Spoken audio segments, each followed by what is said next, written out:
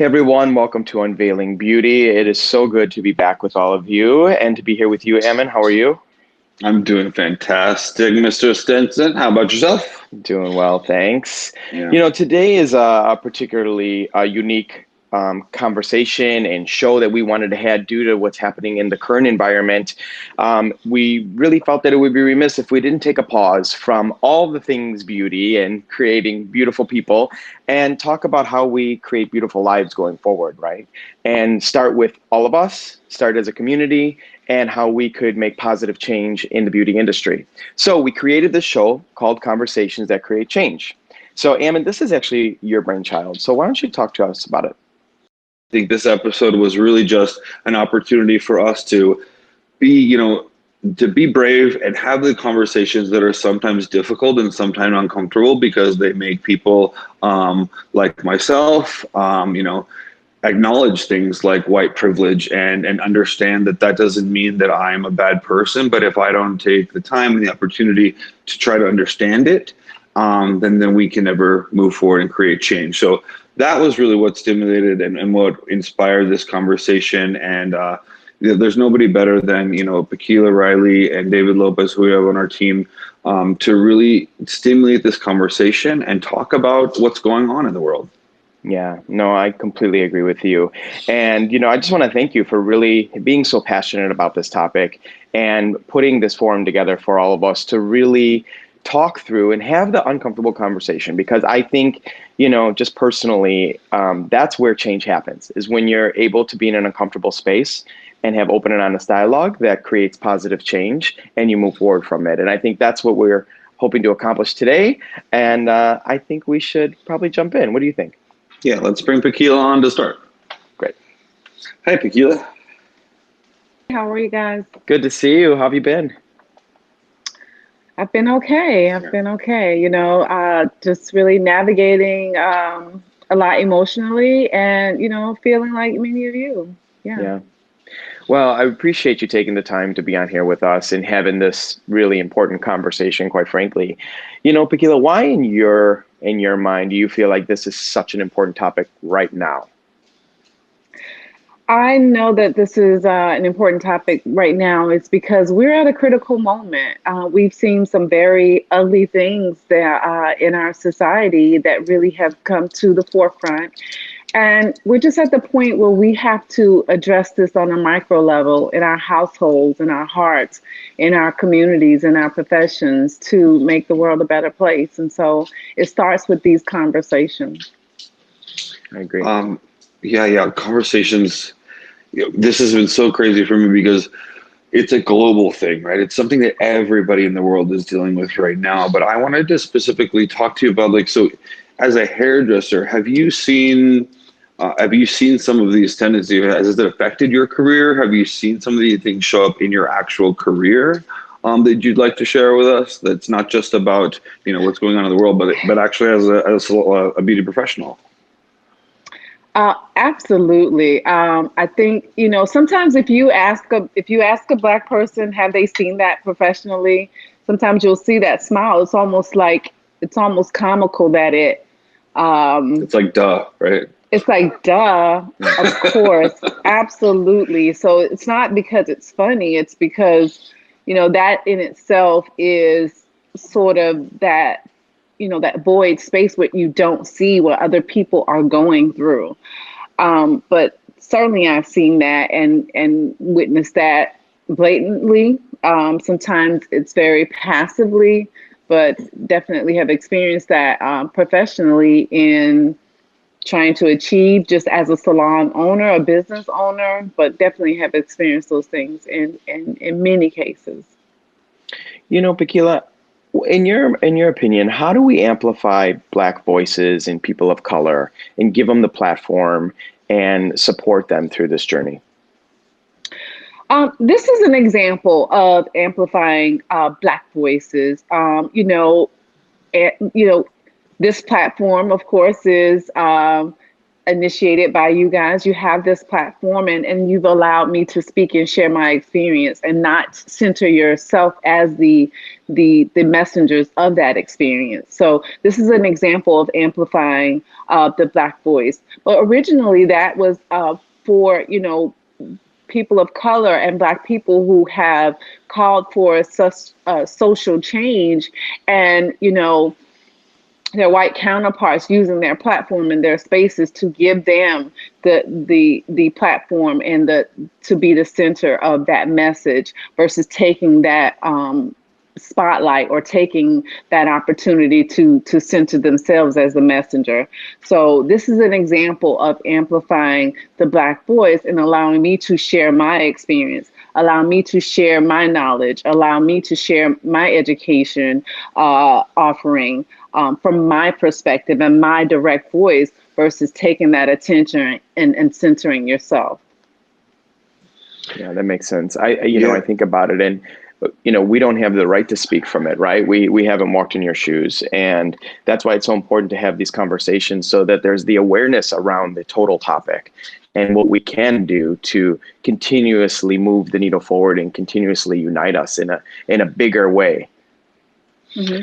And it's important to do that, because what that does is, the more that we see Black leadership and Black voices, we start to normalize. Yeah. We start to normalize seeing, Black education, leadership. We start to normalize that. That's why it's important that you use your platforms and use your privilege to help normalize seeing, people of color and Black people in positions of authority, positions of leadership, positions of social justice leadership, as well as education leadership and creative leadership, just as we're doing right now with this platform and as we've done as a team.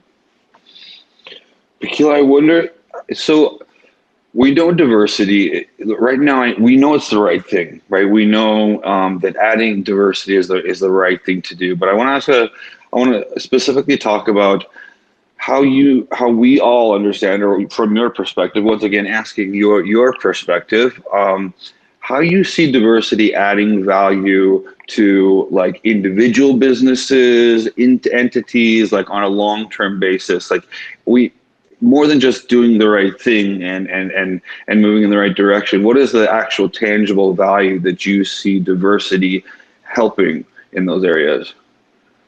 Well, certainly we don't, and I'd like to speak to that. Certainly we don't want to add diversity. We want to be diverse. And so we are taking those incremental steps to be diverse.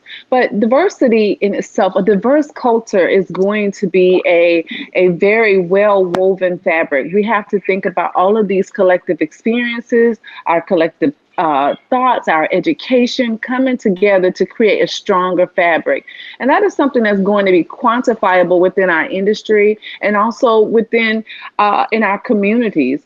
Certainly in the beauty industry, we can quantify that by, we know that people of color and Black people spend an extensive amount of dollars on beauty and bring so much collectively to the culture of beauty. And so we only strengthen that when we have it integral to that. And so we are working on that every day, and to incorporate that not only in our imagery, but in creating a diverse culture, a diverse beauty culture. And certainly it's something that we can quantify as an industry over time.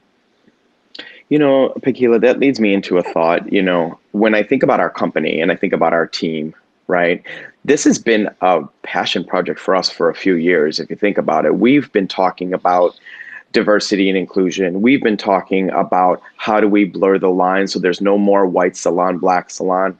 We have almost 1,300 salons across the country, and we've been on this mission to really create texture education so that people who walk into our store, no matter who you are, can receive the services and the product that you want. And we continue to diversify the product assortment. We continue to look at ways to add more product as well as more services. But as you know, it takes a moment to teach somebody a new skill set, right? And we have a long way to go. Yeah, we have a long way to go. And I know we're all frustrated because it's taking longer than we want to be able to do the education that we need to do to train the professional to be really good at textured hair. Because if I think back to when I was in beauty school, no one ever talked about textured hair. Nobody ever taught me textured hair. I had to figure that out on my own. And even now, I think I'm pretty good at a lot of hair. I'm not an expert at textured hair. I watch you, and every time I watch you work, I learn something, and so many of our other teammates.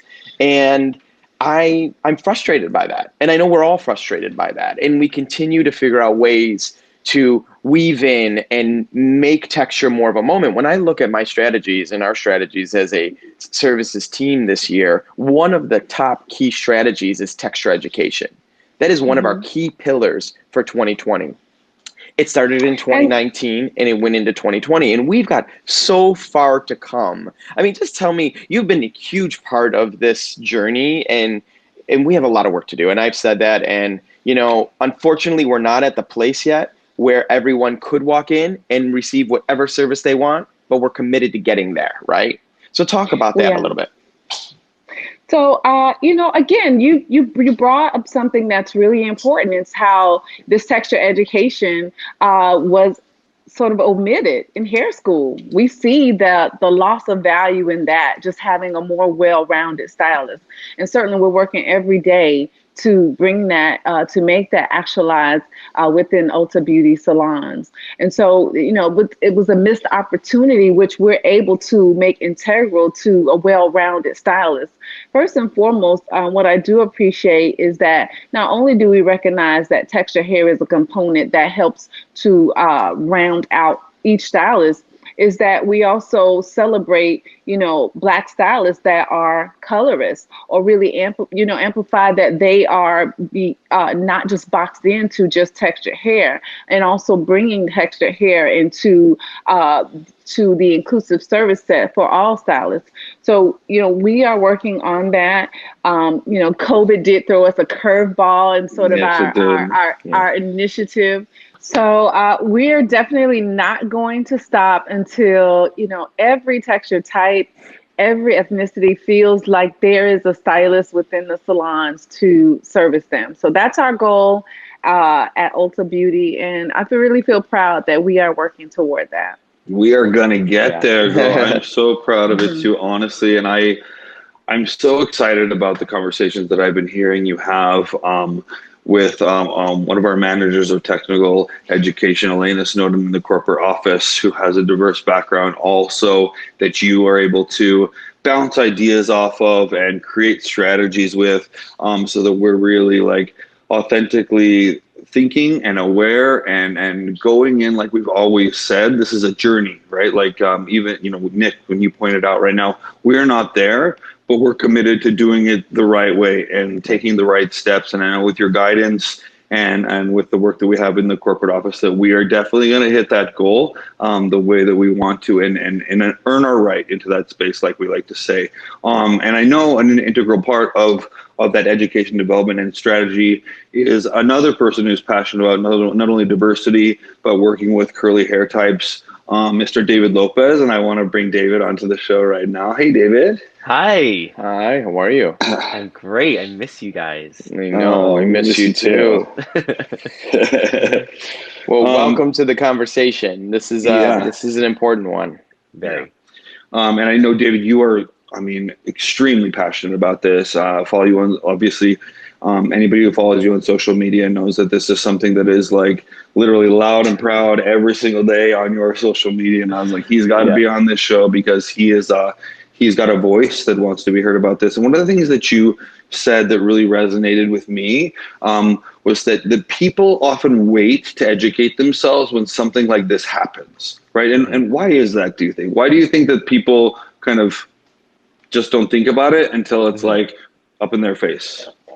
A really simple answer is white privilege. It's a scary term to say. I think even hearing the word white privilege together, it's, I think, very confronting for a white person because they're not used to being acknowledged or defined by their race or the color of their skin. But welcome to the party. And I think that sometimes white privilege basically creates an environment that people don't think that there's a gap in their knowledge. They're very aware of overt racism. They are very aware of those things that are wrong, but they're not maybe aware of the systems that are in place that really provide a white person ways to move in this world for opportunities that are never denied to them because of the color of their skin. And I think when white is the normal, you're not ever forced to think about it until something really horrible happens. And as a compassionate human being, you're like, of course, that is horrible. How can I help? But really, we have to dig deeper into why that happened in the first place, and understanding that there are resources out there for us to understand what is systemic racism and how we can start to dismantle it. Yeah, Agreed. I was just thinking, when I think of just my own life, when I hear things that happen in like what we're going through right now, I kind of like shake my head because I'm like, how are we still having this conversation? Aren't we better than this? Like, haven't we come further than what this is right now? And the reality is we haven't. And maybe in our own hearts and minds we have, but as a society, I don't think we have. And I think that's where this moment is so important, to continue to spread this inclusivity and spread this word that it's not changed, and it's not changing the way we need it to be. And everybody has to rally together to create that change. Right, exactly. It's an important thing. I think, speaking from experience, my own personal experience of experiencing oppression and privilege. I come from a military background. My sister and I were talking how we lived in a military base where the lower ranks were predominantly Black, and they were on one side of post. My dad was the only person of color my dad is half Black, and we were the only people of color on our side of post. And we never really thought of that because Latin people, especially Afro-Caribbean people, have been able to benefit from privilege, but also still face oppression. And even realizing in myself how that white privilege has trickled down into me, how I start to erase my Blackness, how Afro-Latino people erase their Blackness and really affiliate into white culture, which is, again, just showing really how systematically oppression has seeped into every culture. Yeah. We talk about different types of racism, right? Overt racism. Tell me about the different types of racism that there is out there, and explain the differences, because I think there's a lot of people that have those questions. Yeah, and I know Pakila is going to have a ton to add to this this as well. But just to make it very, very simple and clear, overt racism we can see. It's police brutality, it's internal biases, it's racial slurs, obvious forms of prejudice. But systematic racism and systemic racism is essentially systems that are in place that are meant and were created to oppress Black people and people of color and not provide them the same opportunities as white people. And again, there are some great resources out there for people to Google and what that is specifically, but those are just very basic things like, microaggressions, which we will talk about, biases. The idea that we say I love everyone is really lovely, but it's not really how the world works. As a Black woman, first of all, let me say there are so many forms of racism. And as a Black woman, I have experienced every level of racism. And we speak of, the microaggression all the way to the blatant and, what we've seen, unfortunately, to criminal. But the microaggression an example of that would be like, oh, you're so articulate. Mm-hmm. As to state that people of my nature or of my race aren't typically articulate. Or even, we in my community, we experience redlining where you won't be able to own a home in a certain area, or you won't be, growing up, you were not able to borrow money against your home. And so those types of things are identified as systemic racism, where a community or a culture is not allowed to improve their way of living because of institutionalized or structured systems in place to keep them at a certain level. And it's so important that we speak to this in our beauty industry because, how do we get to texture not being taught in hair school is because, all of these all of these omissions start in the subconscious, and it doesn't equivocate to what we're seeing in the malicious and the criminal, but these micro thoughts and this micro education, or these, passive biases, allow this to escalate. And so it's important that we normalize Black culture, we normalize textured culture, we normalize these things so that we have a greater sense of humanity from those micro levels all the way to the greatest level in which we're experiencing now as a society. I'm listening to you, and I'm honestly wanting to just like scratch my head, because some of this is just, I think personally, I'm like, how is this even still happening in today's environment? Like, and I said it at the beginning of the show, just when I think we've come so far, we really haven't gone that far. And that's why we are where we are, right?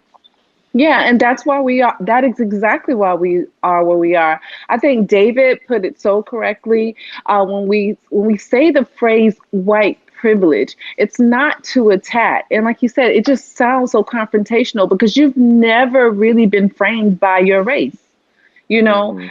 But the fact that you don't know about redlining in neighborhoods, Right. or not I being never even able to heard get that till you just said it. It's To be honest, it I'm has a embarrassed that I don't even know about it, to be It honest. started after World War II. The And GI so, Bill was created for white veterans. It was not, Black veterans were not allowed this access to this resource, where the GI Bill basically gave money and loans to white veterans to buy homes.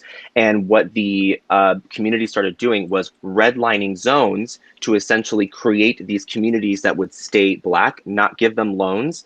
They wouldn't let them purchase homes in certain neighborhoods. I mean, this was so a it's like law. stay over there. Yeah. And It's these like, laws are, up until 2008, some of them were still in place.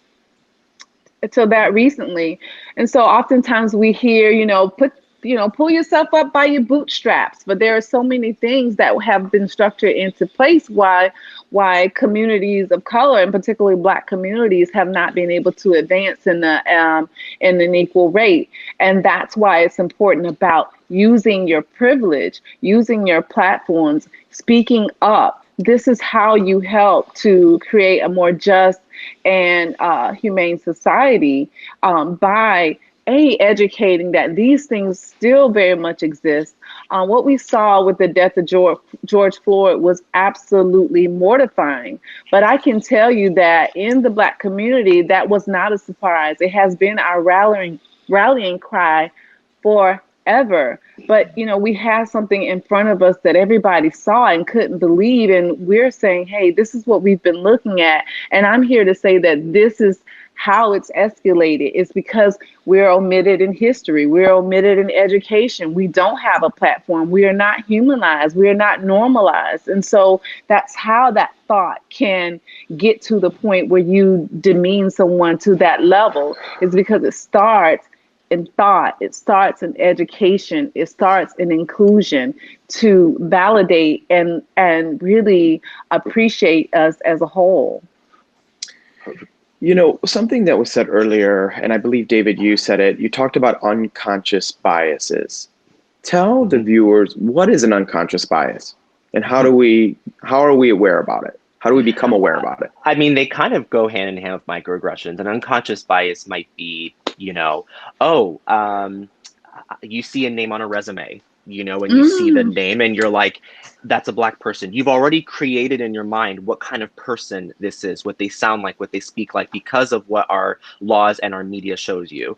Maybe a Black family moves in down the street and you're like, oh, are they going to be loud? Are they going to have lots of people over? Are these unconscious biases that we are just taught? And it's okay to acknowledge them, but learn to acknowledge why they're there. They're not just born out of just your body. Those biases are created from systemic racism, and what the media shows you. You think about, again, we normalize whiteness. Think about a first aid kit. It's a very simple one. A first aid kit has literally Band-Aids called flesh-colored Band-Aids. They're white. And we don't even think about that. They're not Black, they're not brown, they're white. Wow. Think about going to a store, and as a white person, you go into a store and you immediately go to a hair care aisle. And that's what it is. A brown person, a Black person, has to go to a marginalized section of the store that's very small with less products, not at Ulta Beauty. And all of a sudden we realize we are marginalized. So we are used to living a marginalized life. We already live knowing that we're marginalized, we're on the sides, we're here, where's our products? But unconscious biases are really just direct forms of just a lot of times innocuous and sometimes well-meaning. You know, you don't realize what you're doing, but just having these prejudices in your head that you're all of a sudden making assumptions. Like someone looks at a name and it says like, you know, Imelda Sanchez. Do you think she's a CEO? No, you probably think, oh, what does she do for a living? Maybe she's a maid. Maybe she's this. You know, you hear LaQuanda Stevens. What does she look like? What does she do? How does she talk like? These are unconscious biases that we have created in our society that we need to start recognizing why they exist. And they're so important to understand that because, you know, they have done so many experiments where identical resumes were submitted with a play on those biases of LaQuanda Jenkins and David Ross. And of course, you know, LaQuanda Jenkins would not get that call back on an identical resume. So, you know, it creeps into so many areas and aspects of our lives. And unfortunately, we're seeing the results of that, of years and years and years of that. But I think that we are the generation, and we are, this is the generation that's going to change that.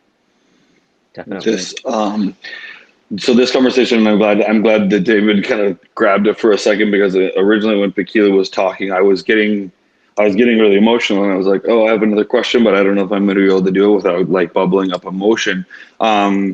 But I think it's real, and I think it's fair for me to show that vulnerability and show that emotion, because I know that over the last few days, especially, David, whether I have chosen to only educate myself or it's just because it's been like slapped in my face, I don't think that there's a lot of people that do that are unintentionally or even recognize that they have these unconscious biases. And I have done, as Pakila knows, with many nights on the phone and many tears, just trying to understand and trying to recognize and do some soul searching to really look within myself and within my direct circle.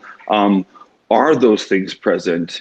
And am I part of that? And I'm just like, you know, I would often say to myself or to anybody out there, like, there's no way that's in me. There's no way that I'm a contributing factor to this. And you know, I consider myself a good person. I consider myself, you know, like I like to, I have friends, I work, I love to, like, you know, to collaborate with other people, but that doesn't mean that you don't have any of those, you know, inherited or subconscious biases that you can still participate in. And I think the challenge and or the message that I'm getting from this and from our conversations that we're having is nobody is above looking at themselves. It can't hurt. Right. I had a conversation with a niece of mine, and Pakila, I know I shared this story with you, as a niece of mine. You know, she has 3 biological children. Her and her husband decided to adopt 3 siblings who are Black children, and they're of the same age. They go to the same school, and they have completely different experiences and completely different setups before they go to school than her biological children. And initially she thought, you know, I'm a good mother. She wasn't equipped to handle the way society was treating her children, and she wasn't equipped. And so she reached out to her other friends, her parent, you know, friends, her colored parent friends, for advice on how to handle and how to best be a parent for her children.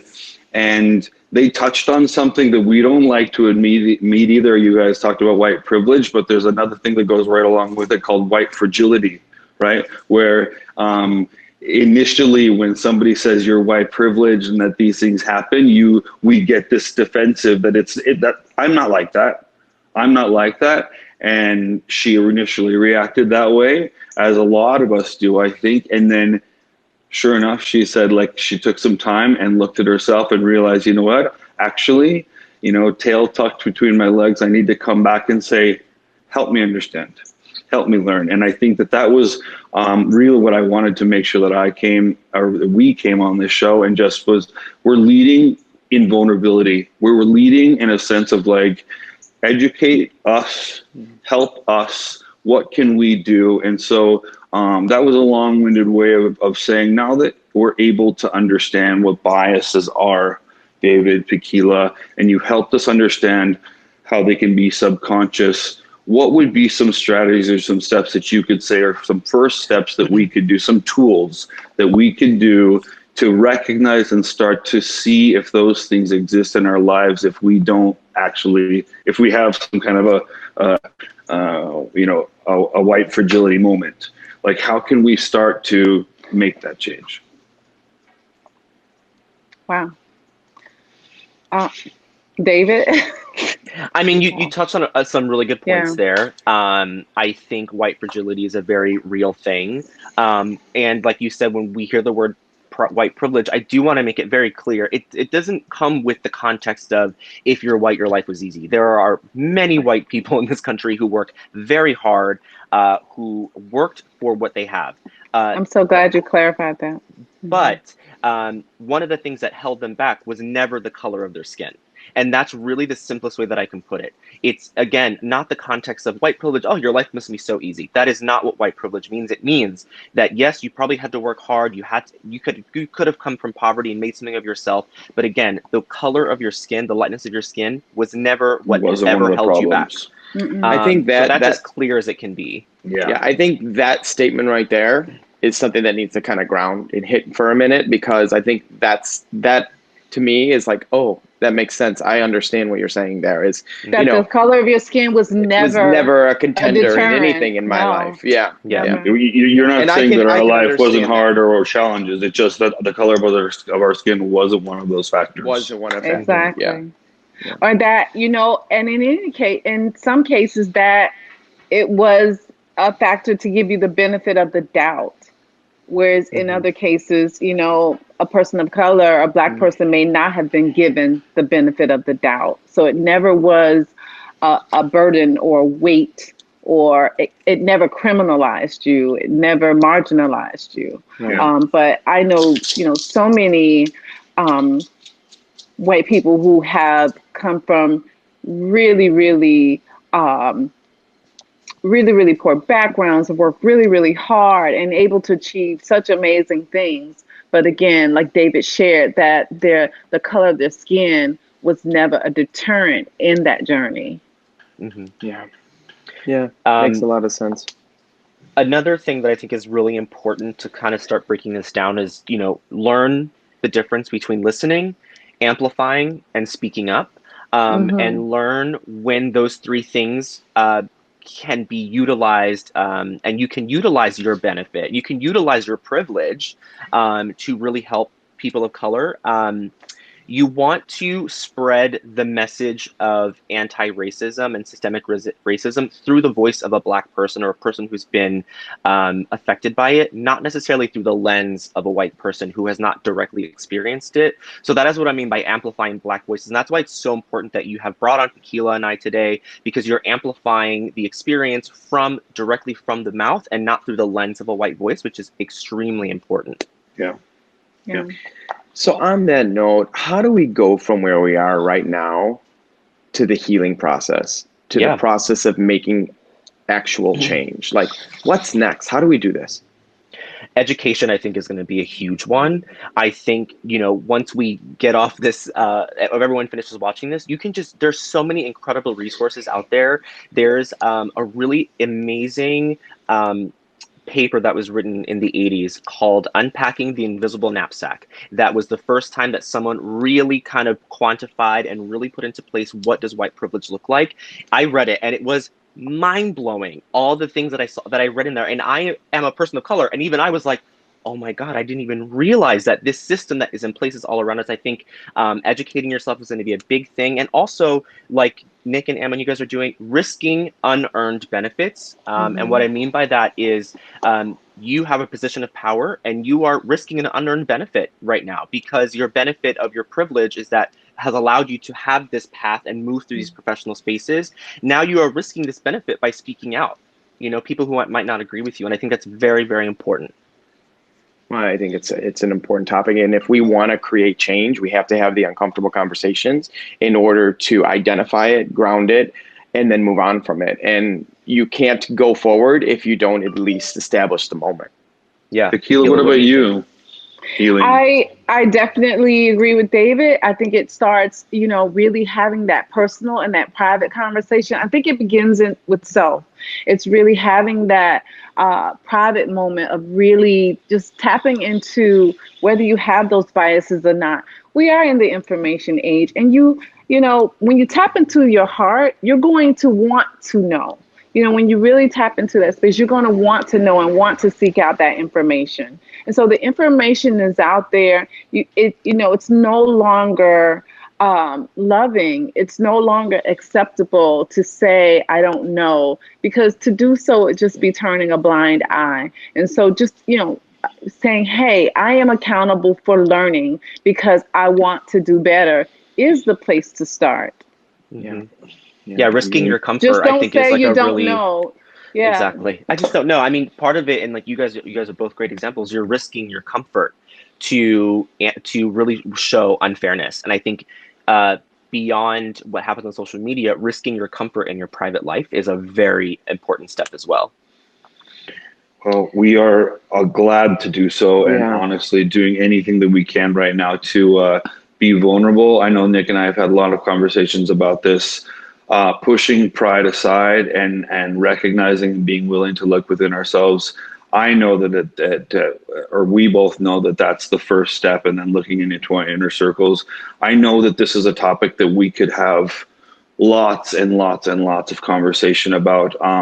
I do want to thank you both for your direct and also understanding approach to educating people about this. I know that there's a way to go about this in the world today. There's a way to either attack hate with hate, so to speak, or to find a place to educate and help people understand so that we can come together and actually create change, which is, I know, what we all stand for, not only within this group here, but as a larger organization. So just on behalf of Nick and myself and everybody out there that you both inspire, thank you so much for your time today. Thank you so much for offering insight and helping us open our eyes and get woke to a degree, as they say. And thank you so much for being on the show with us today. Thank you, guys. We appreciate you guys. All right. We look forward to seeing you soon. All right. Take care of yourselves. Right. Take care. Miss you. Bye. All right, really great conversation with both Tequila and David. Such honest conversation. I know that it makes me really pause and reflect. And I know you and I, we talk about this all the time, and it will be at the forefront of the decisions we make going forward. And we will keep this alive and continue to keep this conversation alive. And our next guest does that for our company. Crystal Andrews Banks is our Director of Diversity and Inclusion for Ulta Beauty. And I want to welcome her on right now to talk about things that we're doing inside Ulta Beauty during this time.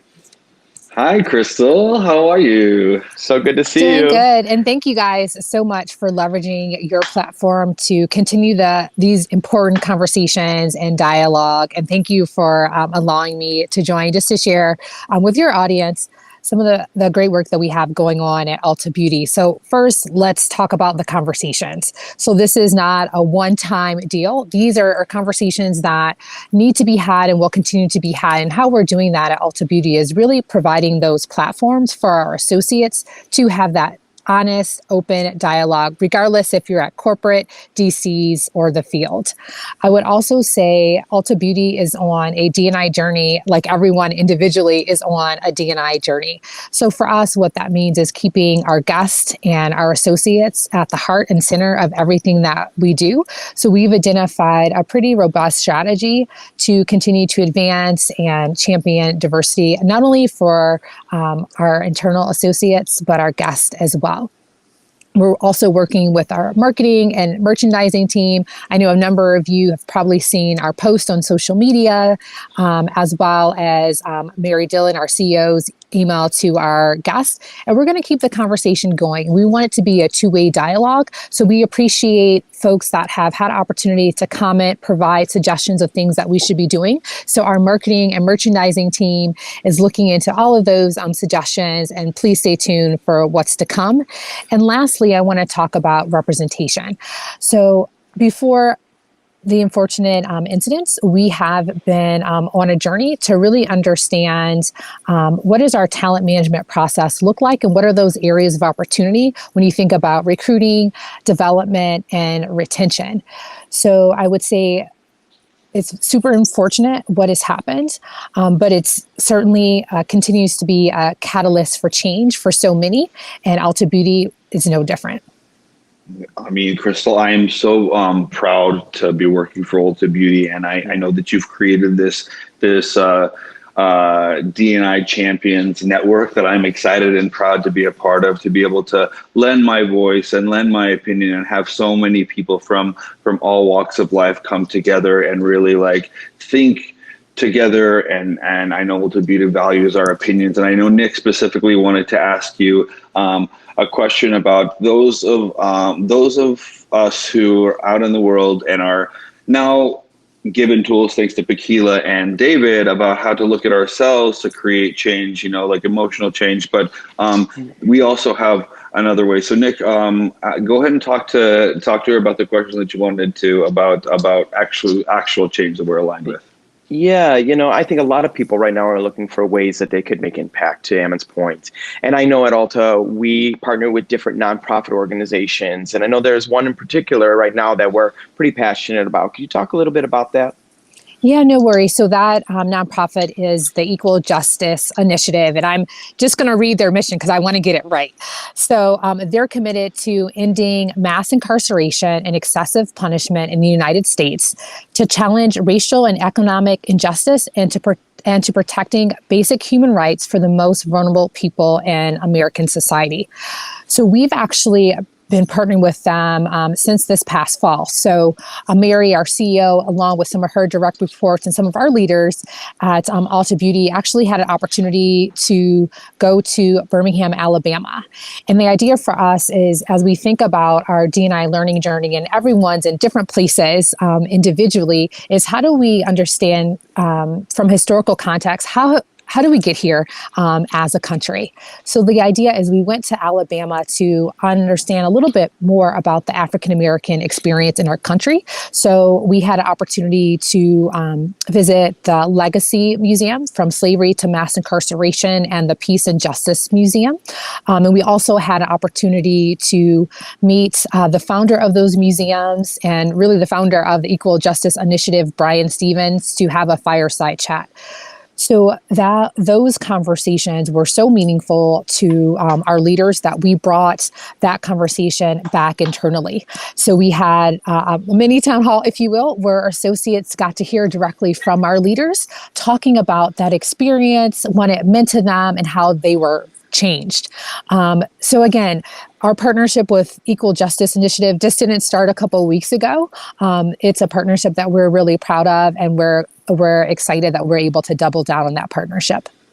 Now, I love that, because, Crystal, what you just explained is that we didn't just pick an organization, but we went there and took the time from our CEO, all the way. It trickles down. What an amazing leader she has, to take our leadership team to investigate in this nonprofit organization and understand what they stand for, the work that they've been doing.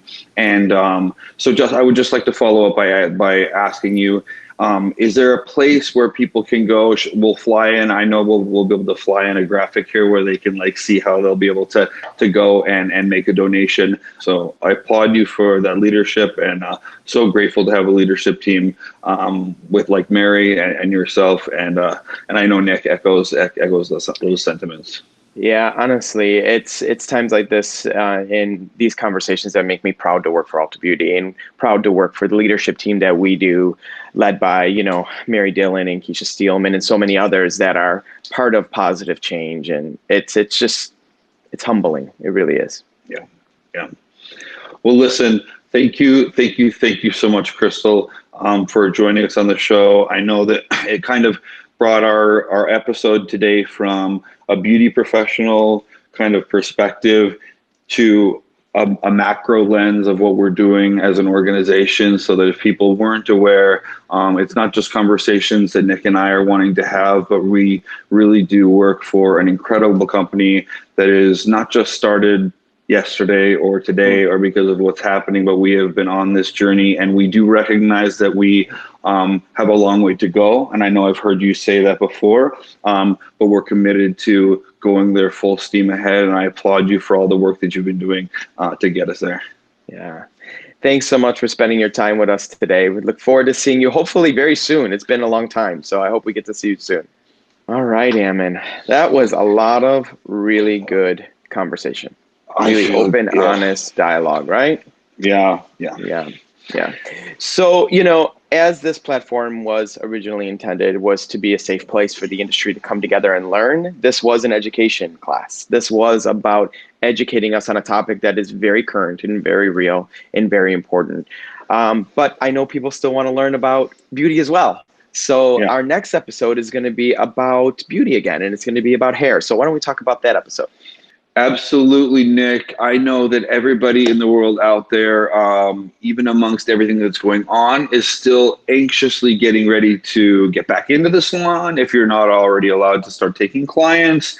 And so we are going to start to continue with our regular programming. And our next episode is going to be with none other than artist George Papaniglas and our very own Sean Goddard, and it's going to be about balayage and beyond. So make sure you guys stay tuned, and we will see you next time. Thanks so much.